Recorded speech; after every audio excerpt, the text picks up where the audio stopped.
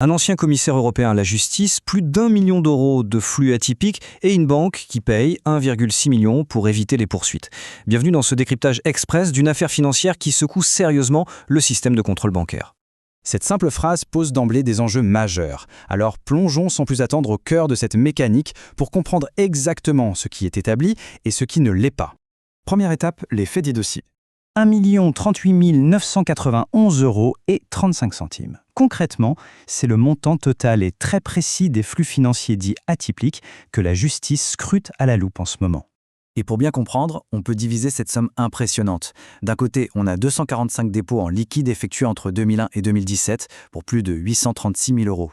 De l'autre côté, 779 transferts créditeurs liés à la plateforme iLotto entre 2017 et 2024, ça totalise un peu plus de 202 000 euros. Ce sont donc des opérations répétées, étalées sur plus de 20 ans. Section suivante, des indices, oui mais attention, pas encore des preuves. La mécanique observée ici est très spécifique. D'abord, des dépôts en espèces. Ensuite, une conversion en crédit de loterie. Et enfin, un retour vers le circuit bancaire classique. Alors oui, ce schéma est techniquement tout à fait compatible avec du blanchiment d'argent. Mais c'est crucial de le rappeler, jouer à la loterie ou déposer du cash, ce n'est absolument pas un délit en soi. L'accumulation de ces actions crée un indice très sérieux, c'est vrai, mais ça ne constitue pas une preuve automatique d'infraction.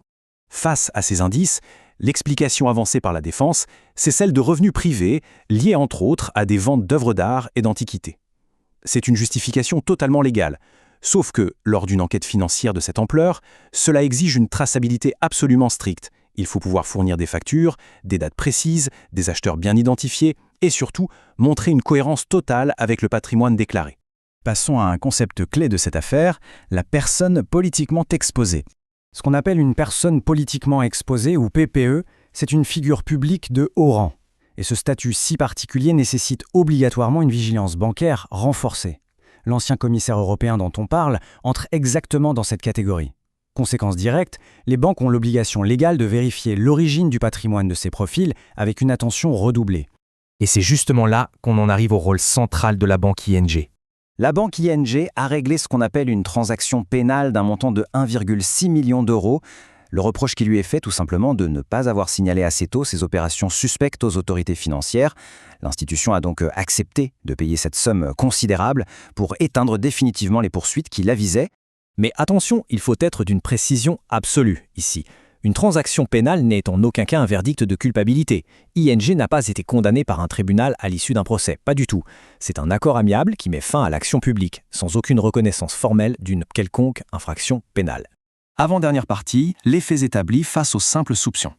Dans ce genre de dossier, il est vital de séparer les choses. D'un côté, on a les faits établis, la transaction payée par ING, la réalité matérielle de ces flux financiers chiffrés par le parquet, et bien sûr l'enquête qui est toujours en cours. Mais de l'autre côté, il y a ce qui n'est absolument pas établi. À ce jour, il n'y a aucune preuve d'une origine criminelle des fonds, aucune culpabilité judiciaire prononcée et aucune preuve de corruption. La présomption d'innocence demeure pleine et entière, c'est fondamental. Et pour finir, abordons la vraie question démocratique que soulève cette affaire. Le fait est que les banques agissent comme les toutes premières sentinelles dans la lutte anti-blanchiment. Et un signalement tardif sur un profil à très haut risque, ça affaiblit fatalement l'intégrité de tout notre édifice financier. De plus, solder ces manquements institutionnels par une simple transaction financière, ça permet d'éviter un vrai débat judiciaire, public et contradictoire. Et ça, c'est un véritable enjeu de société. Au final, toute cette enquête nous amène à une réflexion majeure. Une question fondamentale subsiste. Les règles anti-blanchiment sont-elles appliquées avec la même rigueur quand elles concernent les puissants?